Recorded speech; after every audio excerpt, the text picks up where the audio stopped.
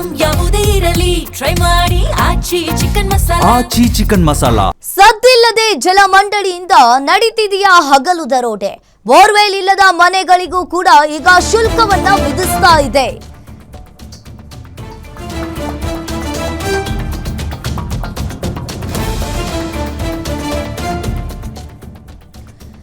ಇನ್ನು ದೇಶದಲ್ಲೇ ಅತ್ಯಂತ ದುಬಾರಿ ನೀರಿನ ಶುಲ್ಕವನ್ನ BWSSB ವಿಧಿಸ್ತಾ ಇದೆ.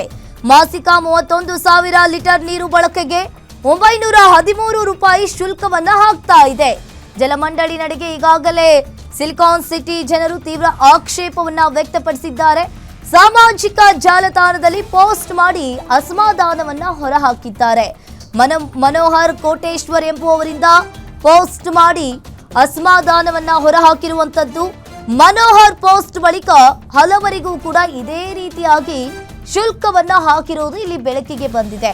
ಇನ್ನು ಬೋರ್ವೆಲ್ ಬತ್ತಿ ಹೋಗಿದ್ರು ಶುಲ್ಕವನ್ನ ವಿಧಿಸಿದ್ದಾರೆ ಅಂತ ಹೇಳಿ ಸೋಷಿಯಲ್ ಮೀಡಿಯಾದಲ್ಲಿ ಆಕ್ರೋಶವನ್ನ ವ್ಯಕ್ತಪಡಿಸಿದ್ದಾರೆ.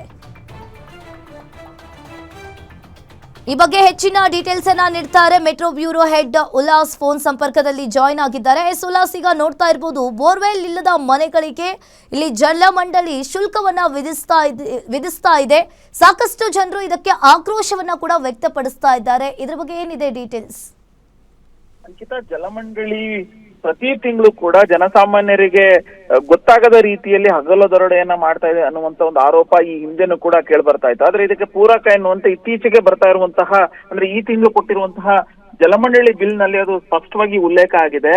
ಬಹುತೇಕ ಬೆಂಗಳೂರಿನಲ್ಲಿ ಸುಮಾರು 28ರಿಂದ 30 ಲಕ್ಷ ಮನೆಗಳಿರುವಂತದ್ದು. ಆ ಒಂದು ಮನೆಗಳಲ್ಲಿ ಹತ್ತತ್ರ ಒಂದು 8ರಿಂದ 10 ಲಕ್ಷ ಮನೆಗಳಲ್ಲಿ ಬೋರ್ವೆಲ್ಗಳ ಸಂಪರ್ಕನೇ ಇಲ್ಲ. ಆದ್ರೆ ಅಂತಹ ಮನೆಗಳಿಗೂ ಕೂಡ ಬೋರ್ವೆಲ್ ಶುಲ್ಕ ಅಂತ ಹೇಳ್ಬಿಟ್ಟು 50 ರೂಪಾಯಿ ಹಣವನ್ನ ವಿಧಿಸುವಂತ ಕೆಲಸವನ್ನ ಮಾಡ್ತಾ ಇದೆ. ಪ್ರತಿ ತಿಂಗಳು ಕೊಡ್ತಾ ಇರುವಂತಹ ಬಿಲ್ ನಲ್ಲಿ ಅದನ್ನ ಉಲ್ಲೇಖ ಮಾಡುವಂತ ಕೆಲಸವನ್ನು ಕೂಡ ಜಲಮಂಡಳಿ ಮಾಡ್ತಾ ಇದೆ.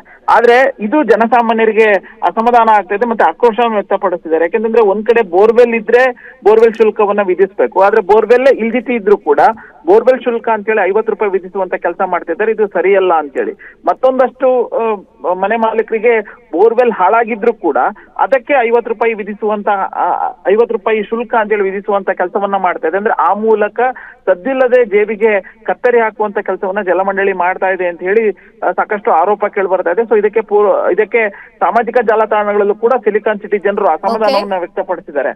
ಈ ಬಗ್ಗೆ ಜಲಮಂಡಳಿ ಯಾವುದೇ ರೀತಿಯಾದಂತಹ ಒಂದು ಸ್ಪಷ್ಟನೆಯನ್ನು ಕೊಡುವಂತ ಕೆಲಸವನ್ನು ಇದುವರೆಗೂ ಮಾಡಿಲ್ಲ. ಅಂಕಿತಾ, ಥ್ಯಾಂಕ್ ಯು ಉಲ್ಲಾಸ್ ನಿಮ್ಮೆಲ್ಲ ಮಾಹಿತಿಗೆ.